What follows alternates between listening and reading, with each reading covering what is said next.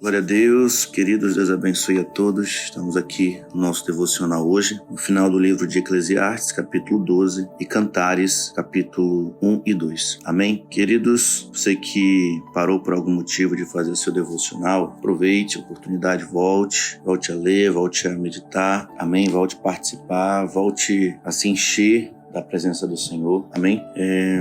Retorne, a essa vida de devoção. Seu propósito que Deus nos direcionou neste ano, amém? Então, tome uma posição, poste no grupo que você está lendo, que você está fazendo, vai abençoar a vida de todos os nossos irmãos. Amém? Glória ao nome do Eterno. Então, vamos aqui, queridos, no nosso devocional, repetindo aqui Eclesiastes 12, final de Eclesiastes e Cantares 1 e 2.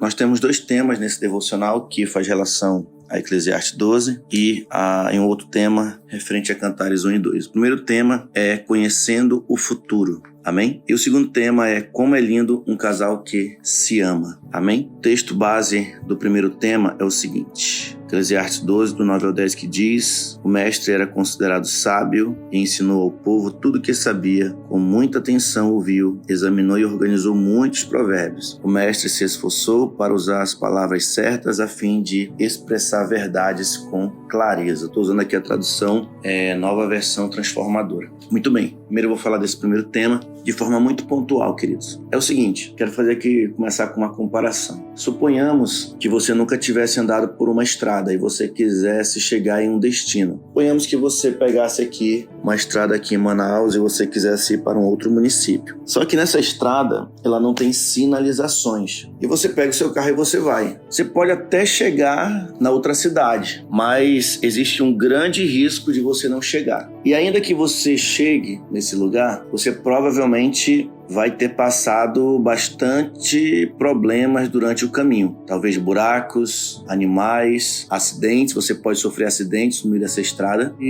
Mas você pode até chegar. Mas talvez exista mais possibilidade de você não chegar. Que você morra no meio do caminho, que você sofra um grave acidente no meio do caminho, que algo de grave pode acontecer no meio do caminho. Agora, se você pega essa mesma estrada, você tem um mapa, você tem sinalizações, você tem um localizador, com certeza, ainda que tenham perigos, que você ainda pode até passar por esses perigos e até sofrer algum tipo de perigo ou sofrer algum tipo de dano, ele vai ser muito, digamos assim, pequeno. Esses danos serão muito pequenos comparado a você não tiver nenhum desses recursos. E você provavelmente tem muito mais chance de chegar em segurança, ainda que passe alguns problemas, do que no caso anterior que eu falei.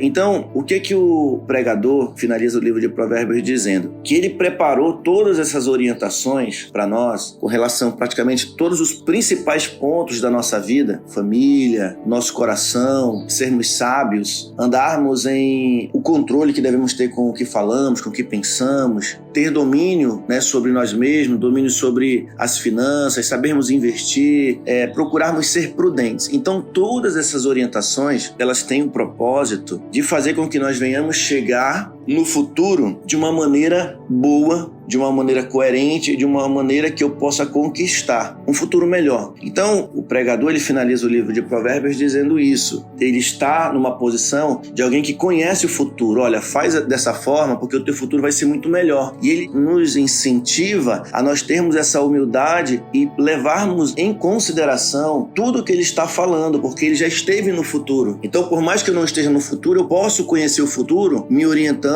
por aquilo que alguém está me ensinando que já está no futuro. Então ele já está aqui numa idade avançada, mostrando, olha gente, segue esse caminho aqui, vai dar bom para vocês. Então, resumindo esse tema, nesse primeiro momento é isso. Ele nos convida, o Coelet, o pregador, a nós seguirmos as suas orientações de alguém que já passou por tudo que nós ainda não passamos, mas que errou bastante e que agora está dizendo, olha, não vai por aqui porque não vai ser legal. Ainda que você queira ir por esse caminho, não vá por esse caminho, porque vai ser problema para você. Amém? O próximo tema que eu quero trazer aqui é exatamente como é lindo um casal que se ama. Então, na verdade, nós erramos muito nos nossos relacionamentos. E aqui nós vamos perceber que Salomão, agora aqui no livro de Cantares, eu quero ler o versículo de número 2 do capítulo 1 e o versículo 2 do capítulo 2, que ele diz assim, beija-me, beija-me mais uma vez, pois seu amor é mais doce que o vinho. Aqui é a esposa, falando, e aqui nós temos já o marido falando, o amado. Como um lírio entre os espinhos, assim é minha querida entre as moças.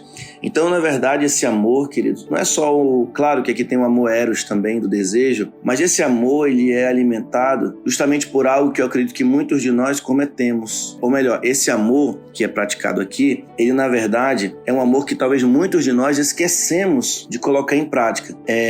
Todo esse carinho, ele não vem por acaso entre eles. É um carinho que brota de alguém que todos os dias sabe quem é o seu cônjuge, a importância que ele ou ela tem para ambos, né? É alguém que se esforça para valorizar, alguém que atenta para os lados positivos. E é aqui que eu falo que muitos de nós erramos, nós acabamos olhando muito para os lados negativos e por conta disso, tudo aquilo que é de bom da pessoa, a gente desconsidera. E a gente foca naquilo ali, aí fica amargurado, fica chateado. E o resultado vai ser um casal que não se ama. Vão viver brigando, vão ser ríspidos nas palavras, não serão carinhosos entre si. Então, quanto mais o passar do tempo, o casal está junto, mais eles precisam entender que eles são importantes um para o outro, que eles precisam realmente olhar para o lado positivo, né, que cada um tem, pelo lado bom que cada um tem, pelas virtudes que cada um tem. A mulher virtuosa, de Provérbios 31, não é uma mulher perfeita. É uma mulher que também tem seus defeitos. Mas o marido, o que ele faz? Ele foca nas virtudes dela. Porque é impossível, né, queridos, alguém só ter defeito, né? O problema é que a gente super valoriza o defeito das pessoas. Mas eu acredito que se nós aprendermos a olhar mais pro lado positivo, saber dialogar, e apesar das chateações, nós não deixarmos de ser carinhosos, porque aqui tem uma situação também. Tanto o amado quanto a amada aqui de Cantares, eles têm defeitos. Só que eles se esforçam para focar nas virtudes de cada um.